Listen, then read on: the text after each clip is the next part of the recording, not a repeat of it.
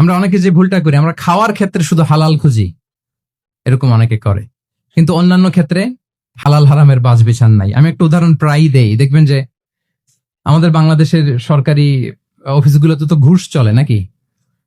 আল্লাহ ঘুষ থেকে এই জাতিকে তুমি হেফাজত করো। আচ্ছা, দেখবেন যে আমাদের বিভিন্ন সরকারি অফিসগুলোর মুসলিম কর্মকর্তারা তারা ওয়াইন খায় না। আমি দেখেছি থাইল্যান্ডে গিয়েছে, চায়না গিয়েছে অফিসের কাজে, ওখানে হালাল রেস্টুরেন্ট গুলো খুঁজে, কারণ মুসলিম, তার হালাল খাইতে হবে।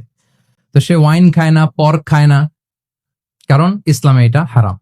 আবার অনেক হিন্দু কর্মচারী, সে আবার গরুর গোশত খায় না, কারণ কি তার ধর্মে ওইটা হারাম। কিন্তু এই মুসলিম কর্মচারী, হিন্দু কর্মচারী দুইজনের নির্বিশেষে মাশাআল্লাহ ঘুষ খায়। এরকম হয় না? দেখেন, মুসলিম ওয়াইন খায় না, পর্ক খায় না, তার ধর্মে হারাম। আমার হিন্দু ভাই গরুর গোশত খায় না, এটা তার ধর্মে হারাম। কিন্তু ঘুষ আবার দুই ধর্মে হালাল নাকি?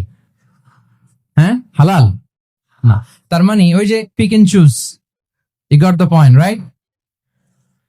পিক এন্ড চুজ করেছে যে আমার ধর্মের এই নিয়ম আমি মানবো, কারণ এটা আমার জন্য খুব ফ্লেক্সিবল, এটা খুব ভালো লাগে।